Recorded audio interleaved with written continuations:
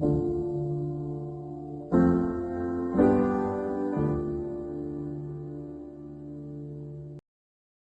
everyone, and welcome to another episode of the Compelling Conversations podcast. Today, I'm joined by my friend Alex. Alex, thanks so much for being here. Pleasure to be here. Alex, we were talking, and you said something very interesting that I was telling you how, I've taken a break from this podcast, and now I'm back in it after a minute, and it feels a little strange to pick up again. And you were telling me something very fascinating. Do you mind sharing that? Yeah. Well, you picked up after you took a long break. Uh, people are we need to we need to get the gears rolling again if we've been out of something for so long. If you leave like something in one place for too long, cobwebs come on.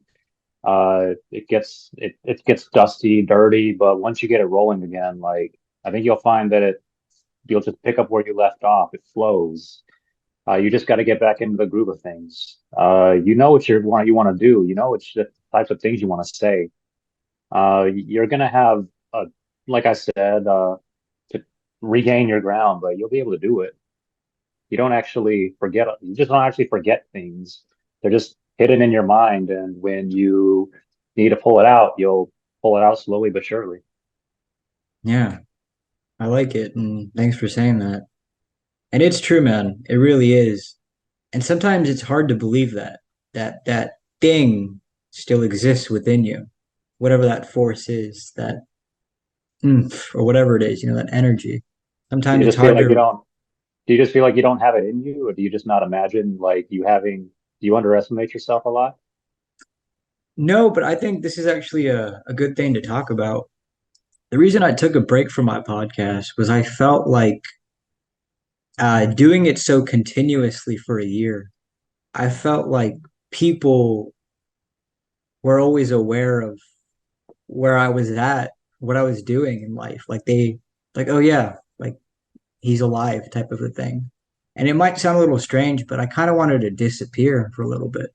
I didn't kind of want people to know what I was up to, if that makes sense. And so that was kind of like why I took a break and I tried to disappear for a bit. Do you just wanna say that you're humble? Is this like a humility thing going on? Do you just strive to be the better person, be the best person that you can be? I mean, was that the idea behind your break? You just felt like too many eyes were on you and you just want to like, have the room to be humble? That's an interesting thought, but I don't think that's what it was. At least that's not the way that I thought of it. I think really it was just like I kind of wanted a breather, is what it was. So I just We kind all of need some of stepped away. those. Yeah. I definitely Yeah. needed a breather. I was busy all year with a lot of things going on in life. Um, I mentioned school in a lot of my conversations I have with people because it was just the most prevalent thing I had for like a whole year. Um, I was living on my own for some time and I was grinding with work. And when the school year started, I went back to it with a full-time course load, crazy difficult classes.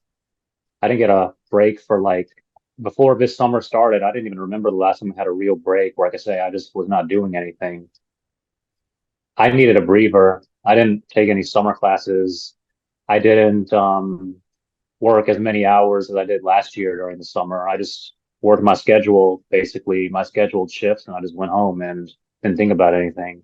Took a few vacations, just stayed at home sleeping some days just because I needed a break. I just needed to find that thing I just needed to find my inner peace even for just 3 months. And I feel like it did me wonders because I feel like now with this semester starting in just a couple weeks or next week, is it?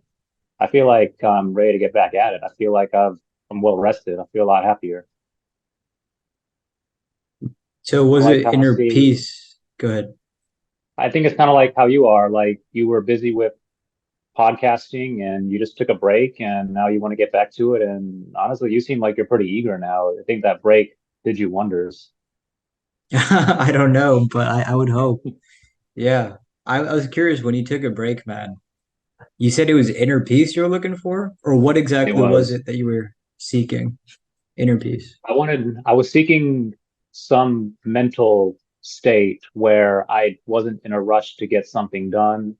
I didn't have an immediate deadline to work towards. I just wanted some time to say that I was just living my life without, like Hakuna Matata, I just wanted a minute to say that, Hakuna Matata, it means no worry. That to me was something unobtainable for almost a year because of everything I had going on. And I wanted that more than anything. Honestly, I didn't care about the presents under the Christmas tree, I just wanted that. Oh, I like that bit of language there, the presents under the Christmas tree. What do you mean by that? Well, people ask for what they want, they want this, they want that. Sometimes they want material things, sometimes they want, I don't know, whatever it is. And all I wanted was a break more than anything. I don't care. I didn't care what else I received in my life around this time. I just wanted a break. That's all I could have asked for. I don't need anything else, at least not right now. Hmm. Now that's an interesting thought. Another thing I wanted to mention now that we've been saying this is um that word, that's interesting. I feel like I say it too much on the podcast. And I remember I watched this film and this guy, the way that he parented his kid was like, you can never say that's interesting. I wonder, do you say that's interesting when you talk to people? And how often do you do it? I'm guilty of resorting to like filler language like that. I don't say that's interesting per se all the time. There are some things I catch myself saying though when there are some things I catch myself saying though when I need to fill the void. I might be like, usual, like, no kidding, no cat, or whoa, or or like I'll be like, bro, that's crazy. That's crazy, bro. Yeah. And this is Especially the thing, right? Like filling the void. When you're on a podcast, it's like this is the recorded video, right? And so it's like almost expected that you keep speaking. In real life, I don't really say it that often, I don't think. I think when there's a void, I just embrace it. I accept it as it is. Like I don't mind the moments of silence. But on a I don't mind podcast, it's that. like, Yeah, I don't mind that much either. I mean, I used to when I was a little younger. One habit I had was when people would be talking to me, I want the conversation going more fluidly, and I would end up saying just a bunch of stuff that didn't make sense or some things that the other person I said, and then I knew the other person was looking at me like, what is he even talking about? Like they would get annoyed, and I think that would ironically, that would turn them off more than they were previously when I just said nothing. I just achieved like the complete opposite effect. I want the person to be talking, but I put too much filler in the conversation, and I guess they just got turned off. I guess they just sensed it was kind of forced. They just sensed because when things are forced, it's not appealing. People don't like it when people don't like it when things are forced. They want things natural. It keeps them in their comfort zone. When you force things onto them, it takes them out of that comfort zone. And before you know it, they just don't want anything to do with you. Anyways, going back to the what I was saying. I love that, by the I way. Do you have any more on that? Do you have anything else on that? Yeah, yeah. So I was gonna say, instead of saying a lot of things just to say them, I embraced, like you said, that inner silence. I remember I had a friend once. I had a friend once. I actually still do have this friend. What am I talking about? It's not like they disappeared or died or anything. So I had this friend, all right, and she's a cool girl and all. So I know sometimes she got quiet when I'm talking to her, and not that it's a bad thing, but a lot of people when they would go through this with somebody, they would be tempted to do what I did and just try to keep somebody like her talking when honestly, that's like I said, it's just self-defeating. So I would instead, if she just got silent or just quit talking or like, you know, that awkward silence, I would just kind of just ride out the silence as well. you know. I remember this one time I was studying with her and I was having not a serious talk or anything, just like, uh, I don't know, what's something that people ask, like, how you doing? Or how about this weather? And I mean, she was talking to me, but then she just got silent. And I just got silent too. Not that it was bad. We just continued doing our studying. I did my stuff, she did her stuff. And well, before you knew it, one of us started talking again and the conversation just picked up. So I don't think it's bad. I guess it just gives some people time to just gather their thoughts, just relax a bit, just before they start putting more energy into talking to you. That was great, what you just said.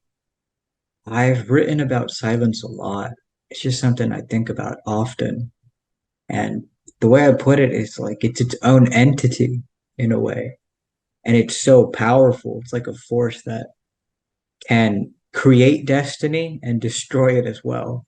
Now, it's very poetic, but Create it's very this, precise, you know? create destiny. Yeah. That's I mean, it very really, poetic.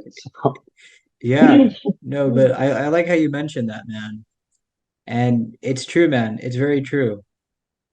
And I think there's a beautiful truth about that because it's like you're talking about the how for when you force things, it's not appealing. I thought that was very beautiful as well.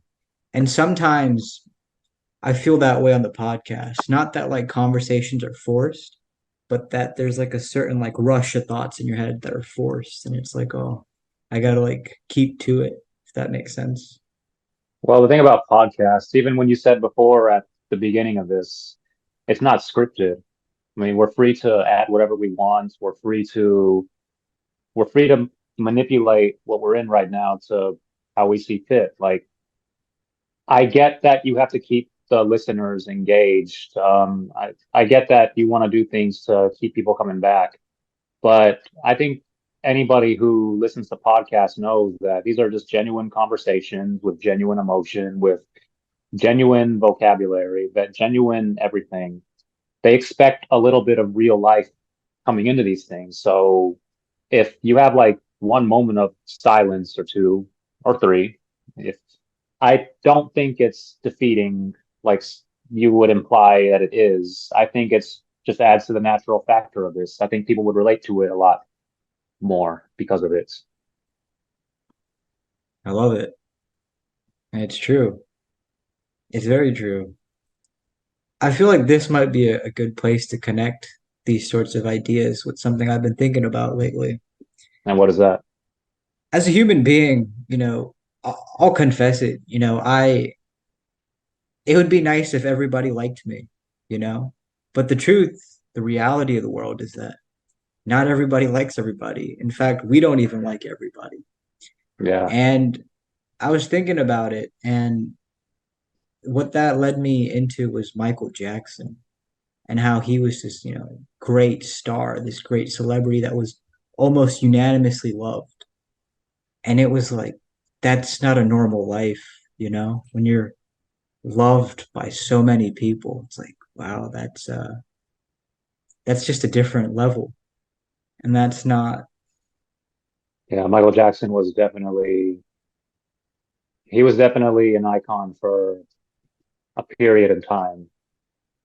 yeah, one of the most I know famous that, human beings to exist, you yeah. know? I know he had that period of time that was controversial. I'm not going to get into the I'm not going to get into the specifics of that because I think that's like a whole different conversation in itself. But in the long run, the grand scheme of things, Michael Jackson, uh, he had like he did a lot, like made a lot of good music, inspired like a lot of other artists to come. I'm not going to say I know everything about him, honestly. 'Cause honestly, I haven't listened to a whole Michael Yeah, no, that Jackson, that's okay. That's okay. It's it's, just the only point I but was trying to make was that it seems like more of a curse than it does good fortune to be loved by everyone. And I was reading this book by Leo Tolstoy called The Gospel in Brief. He had an interesting thing that he said in there, which was see if I can pull it up real quick.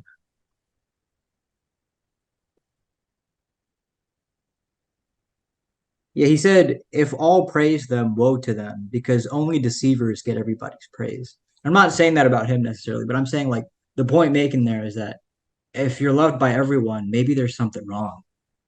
In fact, there's probably something wrong.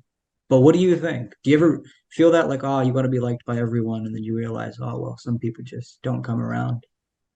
Well, uh, as I heard one time, actually from a movie, there was a slogan in a movie. It was, "You don't get to a million friends without making a few enemies." I myself have had enemies in my life. I know I'm not perfect. I have good intentions, and I do my best to make sure everybody around me, just has the same happiness that I try to give off happy vibes, good vibes. As much as I try to, there are still some people I've encountered who aren't really about that. There are just some people who disagree with, honestly, even I'm sure there's even people who would hate Mr. Rogers. You know, that guy from like the 19, what is it, like the 60s or something? That guy who like Mr. Rogers. Yeah, that like, just look it up later if you don't know who he is. But Oh, I know my who he point is. is Yeah. like, no matter if you are good, there's always people who disagree with you in somehow, some way, shape, or form. I know I've been talking about my life more than once in this podcast, but I do have a very good example to show. So I once had this friend. I actually met him at a previous college I went to, and he turned out to be like one of the biggest enemies in my life because he was just so the things he believed were just so on the opposite spectrum.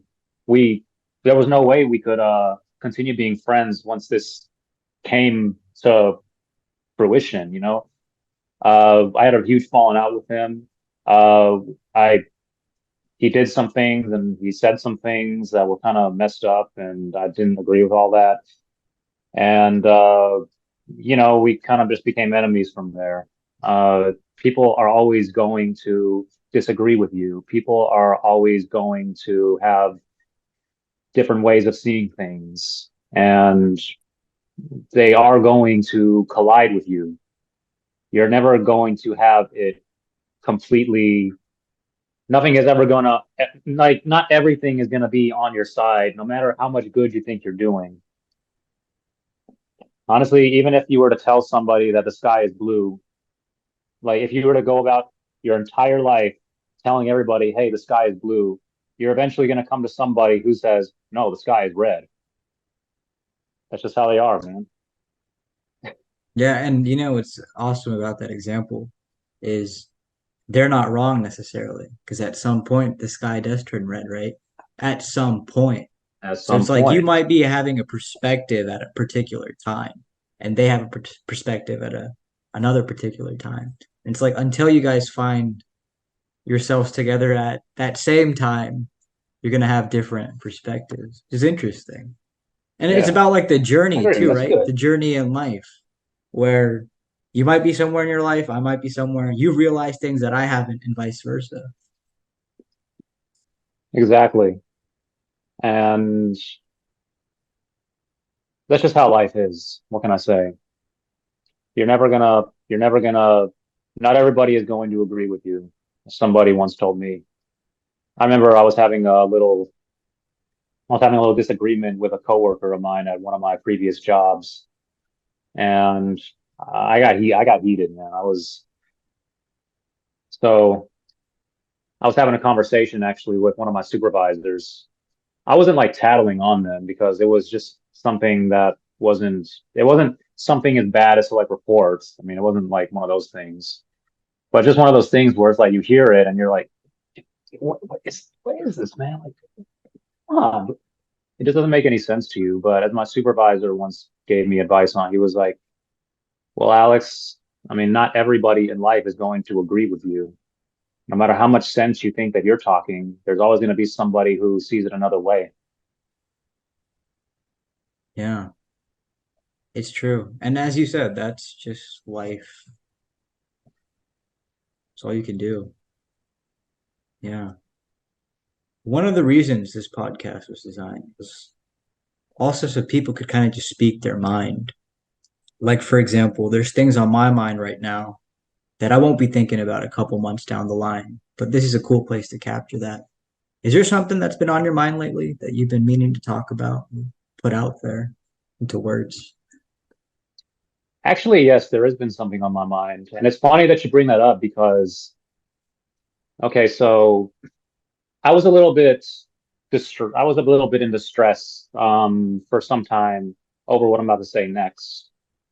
So basically what happened was I was I had a period in my life where I wasn't talking to my mother.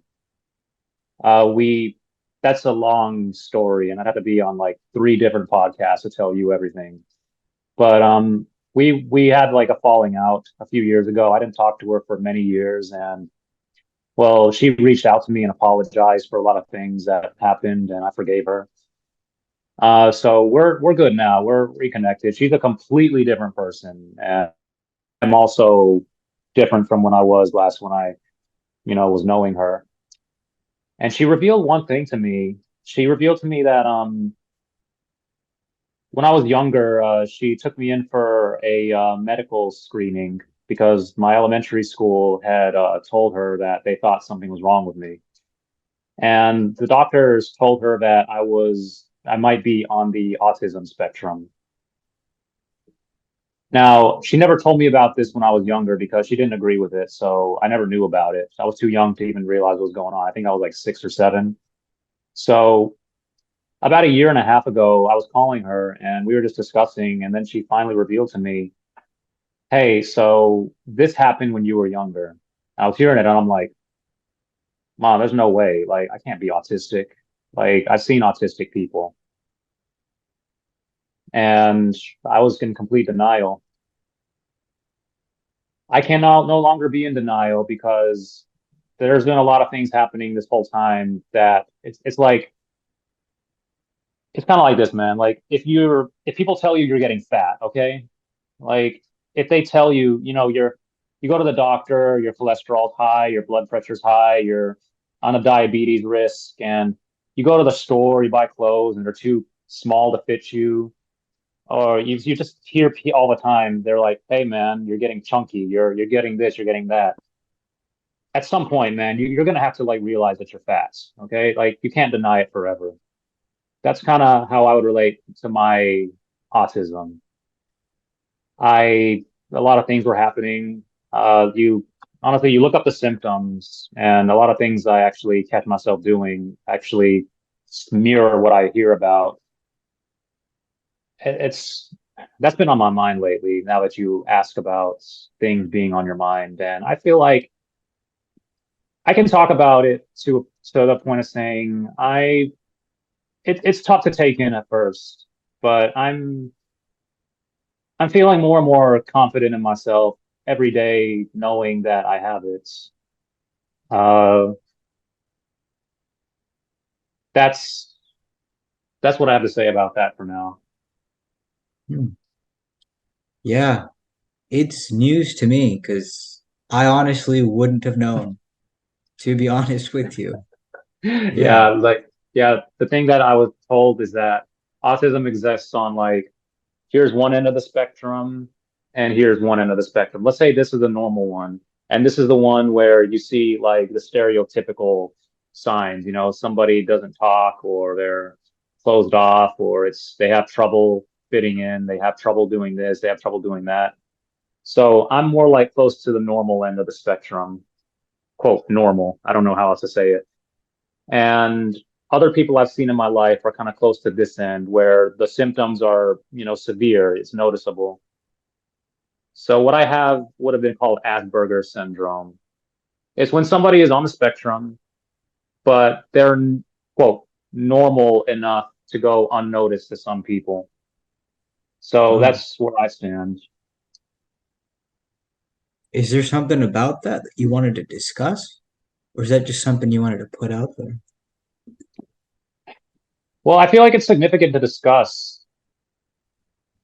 It's all my life, people have been telling me things like they notice I'm doing something unusual. They notice they say I have like no filter when I talk. They say talk too loud sometimes, or they say that I have awkward silences, or they say that I might say something that's a little, just out there. And for a long time, I felt bad about it. But this has then opened up some doors now. Now that I know that there's something actually causing it, now that I know there's actually a name for what's making this all happen, I can feel happier. I can feel just happier with myself. Even though that this would be viewed by some to be like like a little issue, I more and more every day don't see it like that. I see it as just something, a part of me that is there and it's not going anywhere. And I I think I'm actually kind of getting to the point where I kind of feel proud to have it, honestly.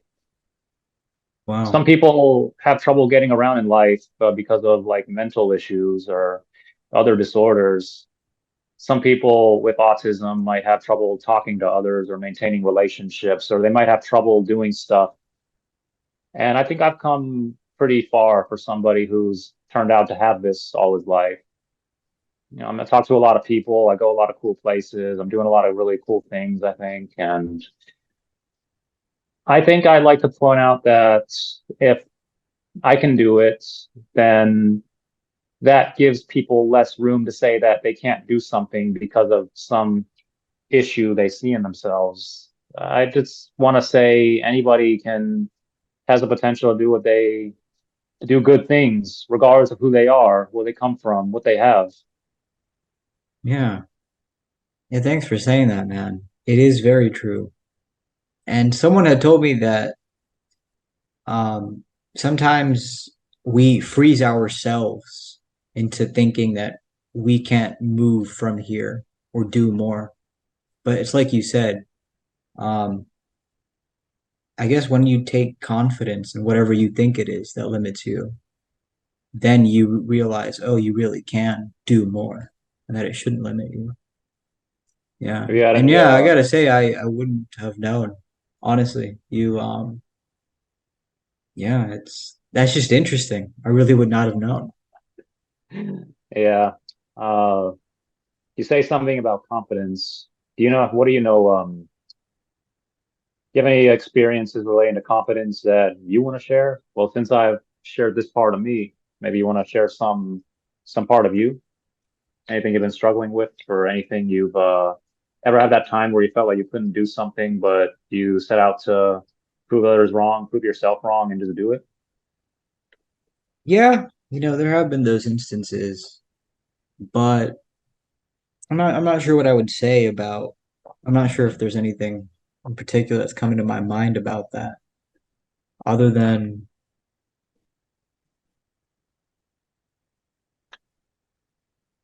I don't know, I just kind of believe in myself, even when things seem kind of embarrassing, or it might seem like, oh, that might have been a mistake. It's like, oh no, well, I just keep my chin up and keep strolling because it's like, it just builds character.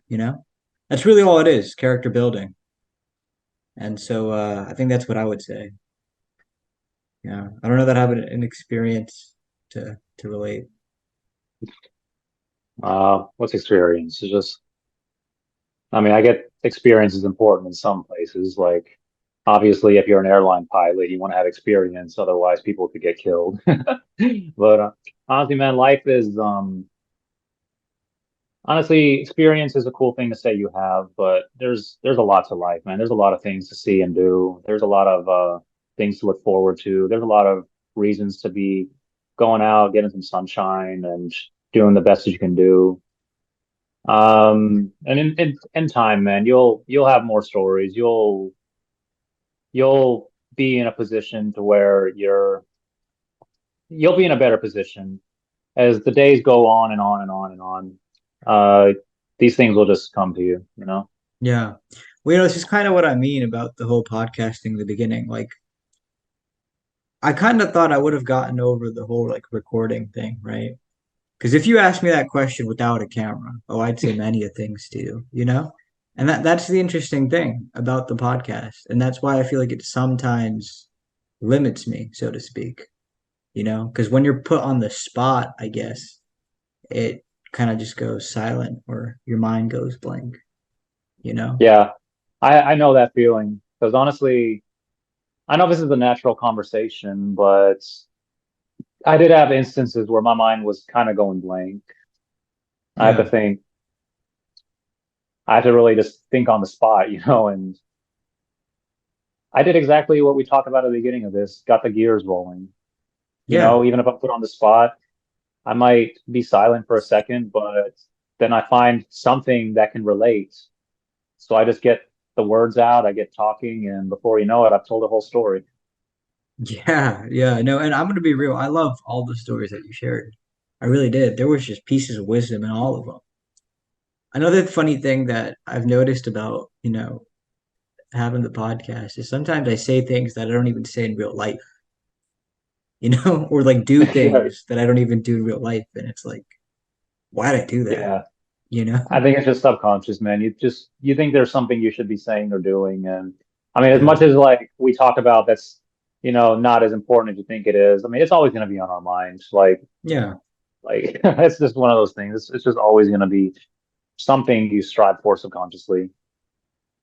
Now, people from the outside probably won't think about it as hard as we do, but that's just human nature, man. We always just want to show up and show out.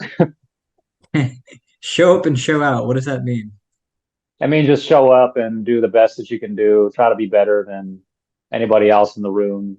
You just try to impress, man. It's people always want to impress, man. That's just human nature. And regardless of what we tell ourselves, we're always just going to be thinking about what can we do to just be the star of the show for just even a second.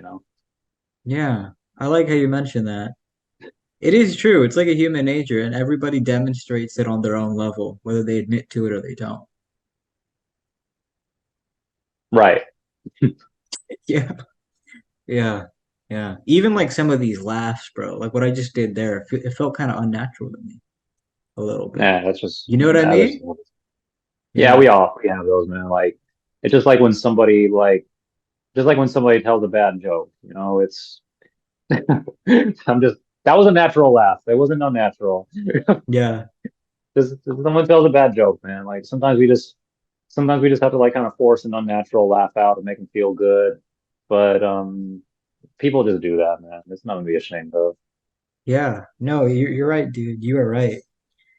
And I think what this all is like you said in the beginning, just getting the gears rolling. It's like getting back into the rhythm of this sort of a thing. No, yeah. Because in real life, I can see people start talking. Like if I saw you in real life and we're just sitting somewhere, it'd be like a very, very natural thing. But when the light is there, when the Zoom camera is there, it's a different scene. We're operating on a different terrain. Yeah, man. Usually when I see you in real life, you have an entire human body. You have feet, you have legs, you have like arms that I can see. You're not just like this little square in front of me. Like, Yeah, true, true, true. There's something so I yeah. wanted to talk about actually. It just came to me. Um, the drummer, I believe, of Rage Against the Machine, Timothy Comerford, he met Buzz Aldrin, and after talking to Buzz Aldrin, he was like, "Yo, I don't believe that the moon landing was real." And he was like, because Buzz Aldrin said, "Well, I just said what they told me to say," or something like that. And I didn't pay that much attention when I read it in a book. But then, like, this whole idea of like a fake moon landing kept popping up in my face in different directions. So I started paying attention. I even have a friend, he's an engineer at NASA. He's like, dude, it's real. Trust me.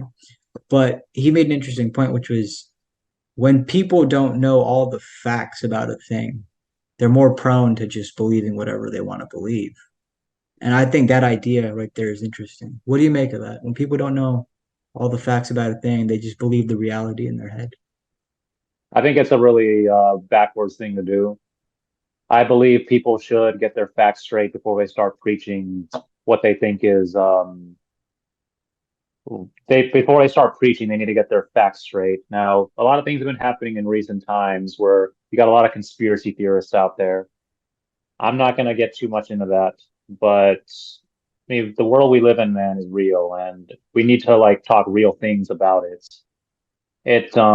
You can't just be up all in your thoughts about how are we going to advance as humans if we just live our life based on lies, or we just live our lives based on ignorance. Like this right here, right now, we need to focus on every aspect of it, and we need to take everything real around us into account. Yeah. I think it's backwards. Maybe the moon landing was fake, maybe it was real. I mean, you shouldn't be in a position to say whether it was real or fake unless you have concrete evidence or you've seen something that makes you think that it is legit the case. Maybe Yeah. you've gone to the moon yourself and you haven't seen any footprints. I mean, that's one thing. I wanted to go beyond the conspiracy theory hole in the sense that, just in everyday interactions with people that we know, it's like we don't know all the details of a thing. Like, for example, I had a friend, right? And I was like, "Hey, dude, let's meet up at 7 so we can go," right? So I get to the place and it's 7 and I text him, "Hey, where are you at?" And he texts me, "Sorry, I actually don't have a car to take right now," with the laughing emoji. And I'm just What thinking the in my head, it's 7. Like, the why didn't you text me this before? I'm sitting here what ready. the that's something So that you should definitely know like way ahead of time, don't you think? yes, Like yes, unless but you need here's the someone to interesting steal your thing. car, like Here's the interesting thing. So I waited like 30 minutes for him to come. He came, right? And then as we're driving, he's just mentioning in his story, dude, I took a nap. And then when I woke up, I realized, oh, damn, there's no car outside. Like, his family had taken all the cars. And so it hit me then. It was like, oh, wait, this guy was sleeping. By the time he woke up, he saw my text, and that's why he answered the way he answered. So I was looking at reality from a oh totally different perspective. But it could only oh be clarified to me when he told me that story. I was taking a nap. I woke up. I overslept, basically. And it could that's happen to why. any of us. Yeah. So it's like just relationships with the people that we know. It's like little things. If we don't know all the facts surrounding the stories, we invent these realities in our head. And it can put, distaste in between people, like it did for me and my friend until he told me that he overslept. See, man, like you could have if you had overreacted and anything, you could have yeah, man, you could have like put some dents in a really good friendship if you just assumed he was just, a prick, but he had a legit reason. Yeah. And that's so interesting, right? Just Yeah. we don't know all the facts about anyone. Mhm. Yeah, you were Some saying people, something about obsession?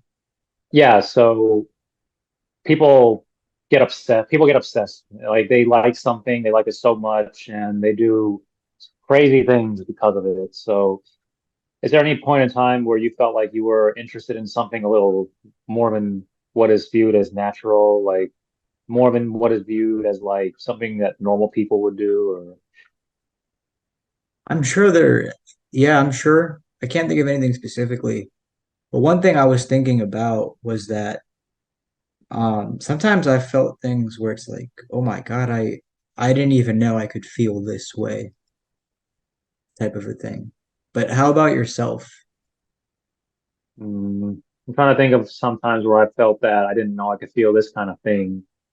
But I mean, sometimes I sometimes honestly I watch movies or maybe I play like it's been a long time since I've actually sat down and played a video game to the end, but I remember when I was younger I used to be just enamored with video games and all that.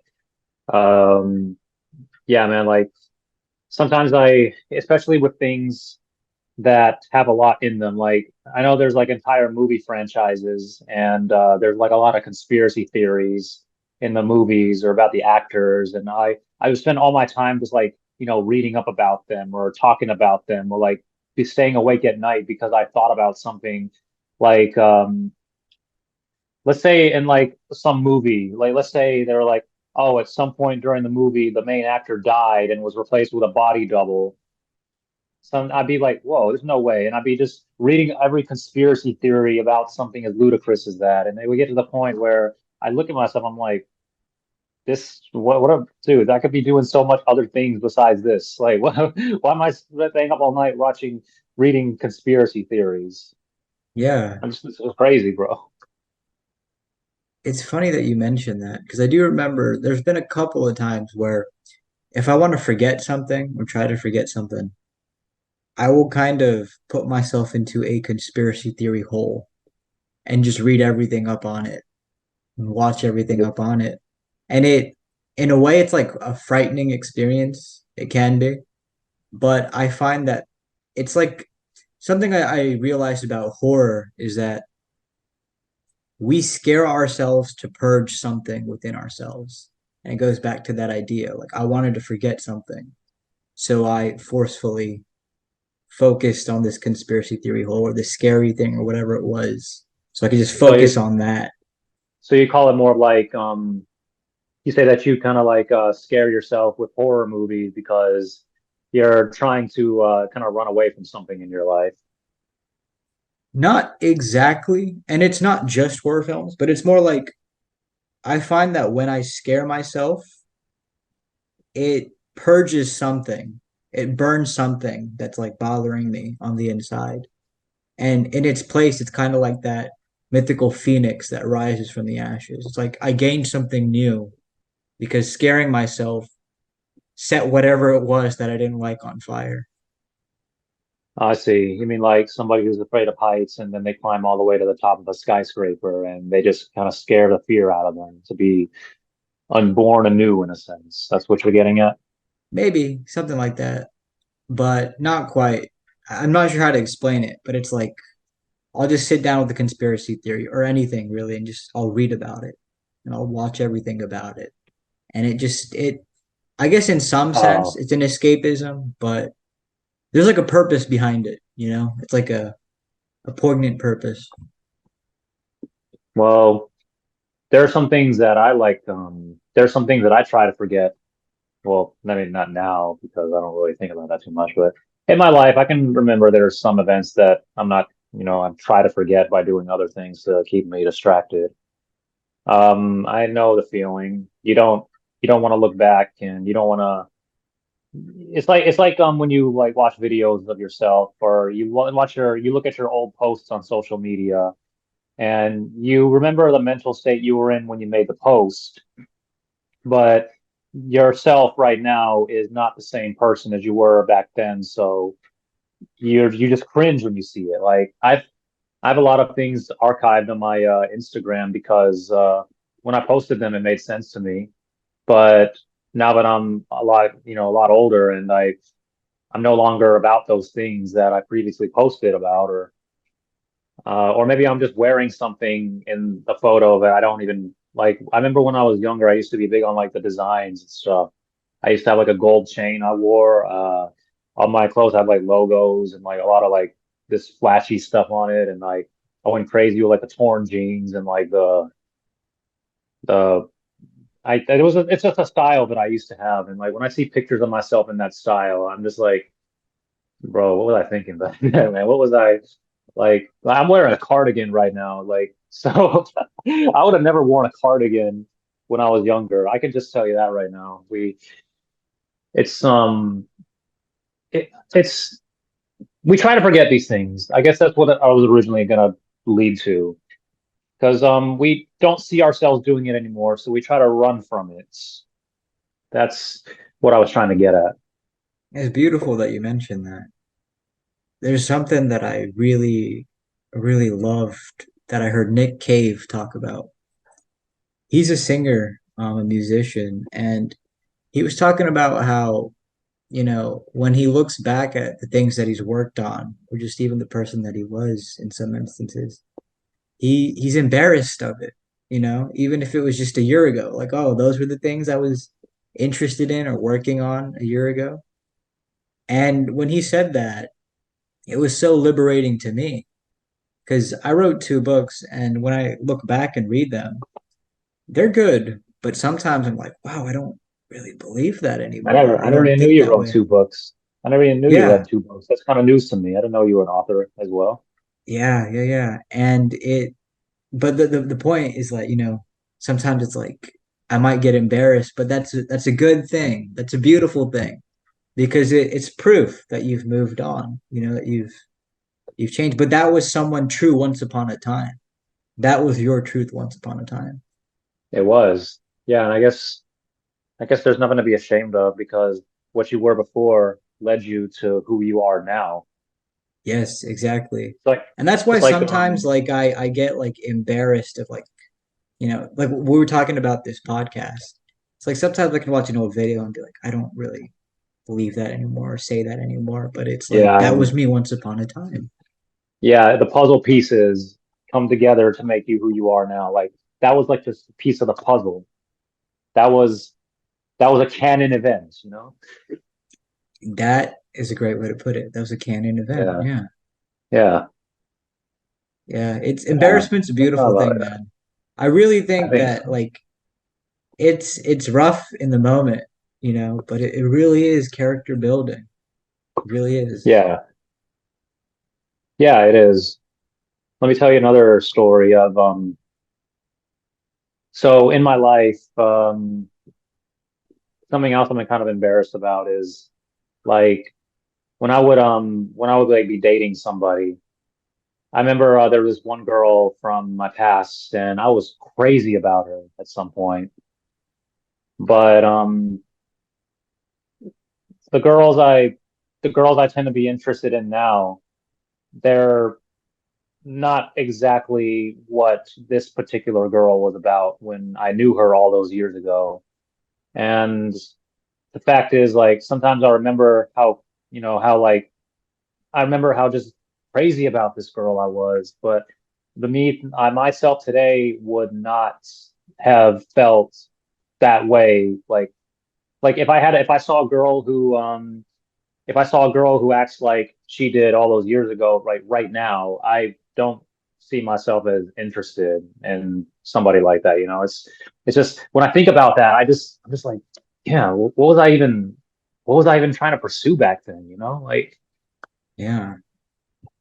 It's interesting that you mentioned that. It really is. And it speaks to what we were just talking about. It was true to you once upon a time. But now yeah, you're like, huh, what? How does that make you feel when that realization comes to you? Do you feel liberated or what is that for you? I don't know if I call it liberated. To be honest, I don't know what I would call it. Having this conversation with you, believe it or not, actually makes me realize, well, it is actually good, like it was just another bridge I crossed to get to where I am now. And it's kind of great to look back on that and see, like you said earlier, like I forgot exactly what you said earlier, but it was something along the lines of like, you did this to get to this, and you should be happy for that because it's a beautiful thing that it happened. Yeah, you said embarrassment is beautiful. That's what you said. Yeah, yeah. Because embarrassment also, the way I see it, it requires that you demonstrate some level of courage or confidence. And if you Right. get embarrassed for it, it's like, well, at least you still have that, your courage and your confidence. I would say I do have a bit of both. I definitely do think over the years things I've gone through have given me the I think I've been given developed a lot of bravery. I I remember this I remember watching it was like one of those new Spider-Man movies, the one with Miles Morales. And one thing that people would say about his character is that he is quick to take a leap and he's quick to take a leap even when he doesn't even know if he's going to make it out okay. He just does it. He's quick to what I read about, I remember exactly what it was. It was comparing Miles Morales to Gwen Stacy in the latest movie.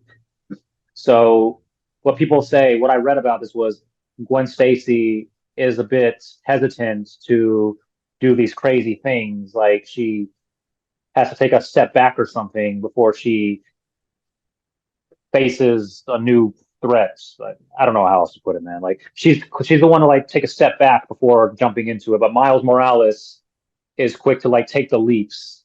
He's quick to be brave and and go into some adventure, even if he doesn't even know what is he's getting himself into. I think I've developed over the years the kind of bravery that Miles shows in his character.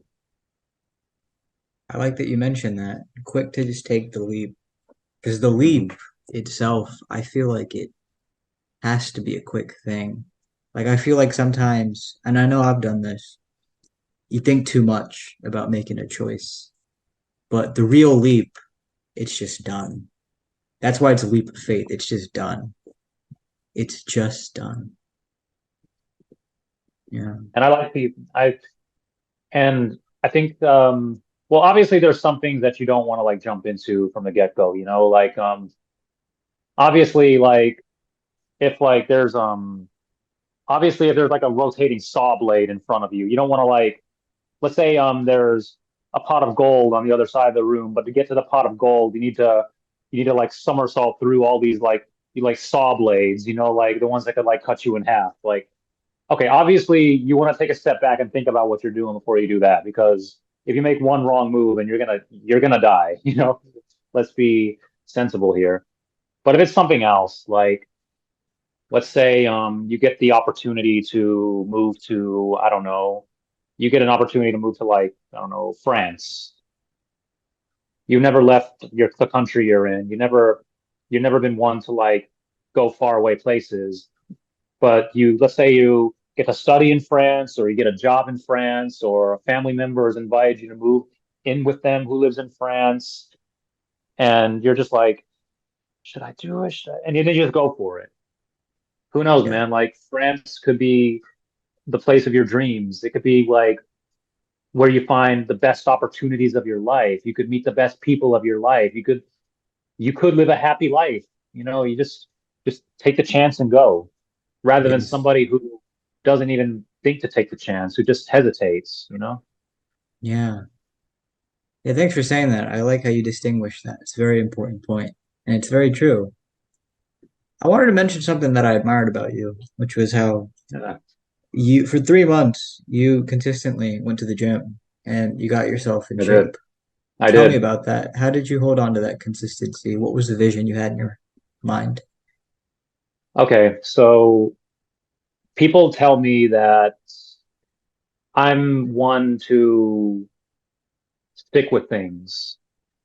And looking back at things I've done, I guess I guess they're right, you know. I just let me tell you why I decided to go to the gym. Maybe I'll answer your question as I'm doing it. I didn't have time to go to the gym at all, like much these past couple of years, because I've just been so busy doing what I do, working, studying, and everything in between. But a lot of things in my life have changed. The school year ended, so I didn't need to, I had like a chance to just do nothing for long periods of time. Like when I'm saying do nothing, I mean, what I mean is just do what I want to do. If I want to sleep in sometimes, I do.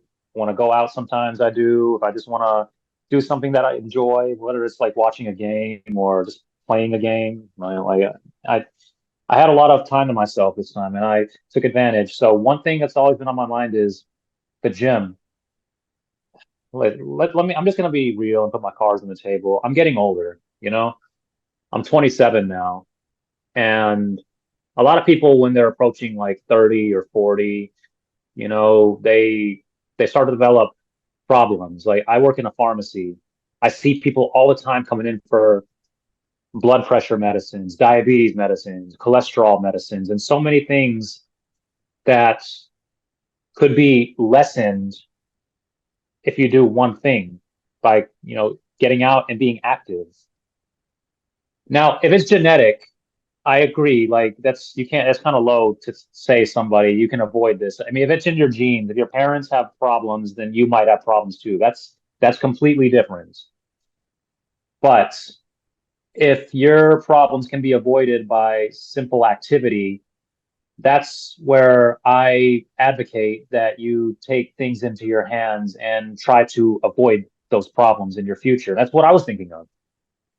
When I'm older, if I can avoid having medicines for all these things like blood pressure, diabetes, cholesterol, and everything in between, I want to do it.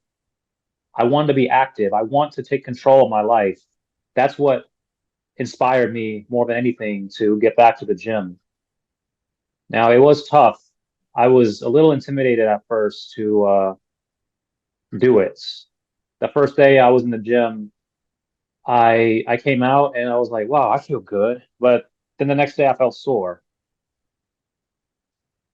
and I got a little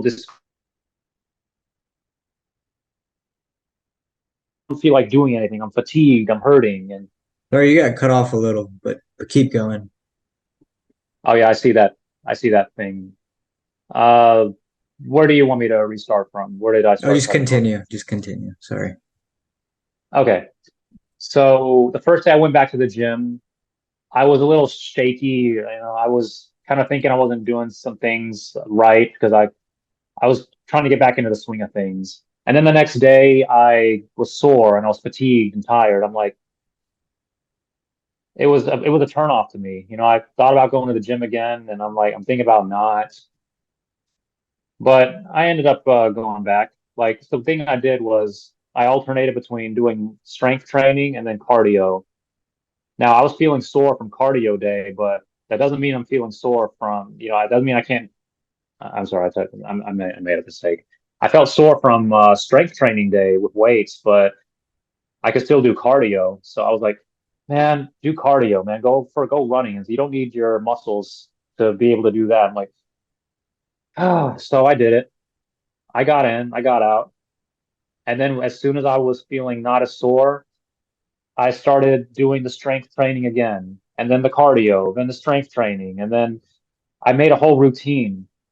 Mondays, Wednesday, Thursday, strength training, Tuesday, Thursday, cardio, and I was off on the weekends. I stuck to it.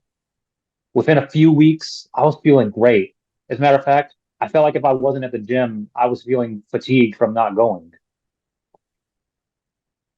I wanted to be in shape. I wanted to get stronger. I wanted to make up for all the lost time that I didn't go to the gym because I was too busy. That is what kept me going. All of these things, like I had the willpower to do what I set out to do. I wanted to work out until school started again. I wanted to get every minute that I could, and that's what you saw. That's a result of me wanting all of those things.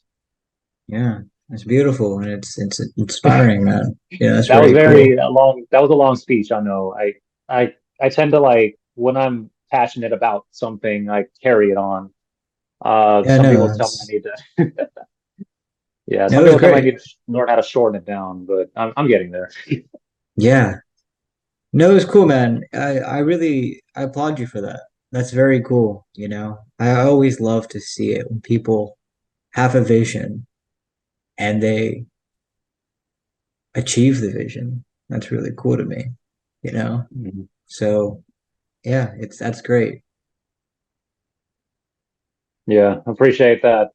I appreciate that you look at it and see it like that. I'm honestly sometimes when I do things like show that I'm going to the gym, I do it because well, if people are having the same feelings that I'm feeling, I want them to know that they can do it. There is somebody out there who's doing it. That's something that I like to do because when I was in a bad place a few years ago, for example, if I had somebody to help guide me in the right direction, I know I would have appreciated it. So I guess sometimes I do things like this because I just want people to know that there's people out there and they're doing they're doing it, and that means you can do it too. Yeah. It's important, man. I was driving today and I was thinking something similar to that. Like we always, hear about or see about how, oh, because of this thing, my life changed. I saw this person do this thing and it changed my life. But rarely, at least um in my life, do I see like people like um actually I don't even know where I'm going with this train of thought. No, no, no, But no, it's okay, but just keep on going, and maybe you'll get a grip as you talk. That's how things happen. I guess the point, yeah, I guess the point that I was trying to make is we sometimes might not think that, oh, perhaps I'm that person. I'm that person that other people can look at as motivation, that kind of a thing, you know? Like, Well, oh, I'm sure there's a somebody lot of else will things do that it, but it's like, why don't you do it? Type of a thing. you say that you are the person, or that like that tells these people to go do it, or you are not the person to do it. Like, No, what I'm saying is sometimes we might tell ourselves, like, oh, somebody else will do it. It doesn't have to be me, type of a thing. It's like, why don't you do it? Why don't you be, as cliche as it gets, be the change that you want to see in the I world, think that that type was of a like thing. I think that was like a theme in Barbie. I don't know if you've seen Barbie, but there was one point in the movie where she was all sad and depressed, and she was like, she's gonna sit in the spot she's sitting in and just wait for someone stronger to come. It's so funny because I just recently saw that. I just recently peeped that. I'm like, bro, like that's you're completely right, man. Like, why wait for that stronger person to come? Why not just stand up and be that stronger person? Yeah, yeah. It's a very interesting thing to think about because yeah, sometimes that person just never comes. It really just has to be you. Yeah, if it's one thing I've noticed in life is a lot of the times everything is just you. Um, there are some points in life where you have to depend on other people for some things. Some things in life just aren't practical if you don't spend at least some time just looking to somebody else. Um, I mean, for example, let's say you're in college and you depend on your parents. I mean, it's a feasible thing to do because you're in college. Of course, you can't like do a lot of things you would be doing otherwise. It's actually smarter to depend on somebody else while you're doing all that. But in other parts of life, man, like especially when you're out in the big boy world, like everything you do is you. Like you have no one to lean on. You're in charge of this sounds cliche to say, but you're in charge of your own destiny. You're the one in the lead. You are the one that makes things happen. That's just the reality of things. Yeah. Charles Bukowski, he once said something that I often think about. Nothing extraordinary happened in my life unless I made it happen. Yeah, And you kind of it's cut off for a true. second. Yeah, but go on. Yeah, Charles Bukowski, he's got this very interesting quote. Nothing extraordinary happened in my life unless I made it happen. And I feel that I you have to do those things. You have to be the spark. You have to hit the yeah. spark. hmm Exactly. That's just like I said before. That's just the reality of being in a big boy world. You know. Yeah. Yeah, I know. It's very true, man. It is very true. There's another thing that I wanted to run by you. I read it today and I thought it was interesting. It's a quote by Mahmoud Darwish, who's a very cool poet. He said something like, "Forgetting is slowly training myself to respect reality." Do you have any What do you thoughts think on that that? means? So repeat it. You say forgetting is. Slowly training myself to respect reality, or training my heart to respect reality. And I thought about it, and it was like some things you just hmm, need to forget about. And you need to forget about them so you can really You embrace mean like reality. forgetting the smaller things and just going at the bigger picture? Is that the direction you think it's going? Or Well, I'm curious to see what you think about that when you hear those oh, I words. see, I see. Well, I think what I since that was the first thing that I leaned towards, I think that's what I think about it. Forgetting is the first step to respecting reality. I'm sorry, I forgot the quote exactly. It was Yeah, repeat it it's one more something time. like that. I think I'm Yeah, paraphrasing yeah, it myself, but yeah, like yeah. forgetting. Yeah, Forgetting is just accepting reality, respecting reality. I think the forgetting part signifies the smaller things in life that don't matter in the grand scheme of things. The grand scheme of things being the right here and now. Um, that let's say that one bad thing that happened, like that one, let's say that one mean thing that was said to you all that time ago, whatever it was, from whoever it was. That might not matter. That might matter in that moment, but going about your life.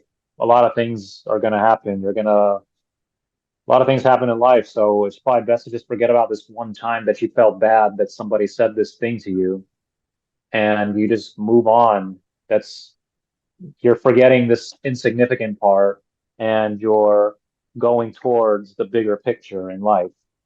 Yeah. Yeah. That's good perspective, man.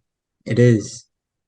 I'm wondering, Alex, do you have any closing thoughts? Anything you felt like you wanted to say but didn't get a chance to, or something on your mind that you wanted to express? Uh, well, this being honestly, this being my first podcast, I think a lot has said already, and I think that you and I have both hit some pretty good points.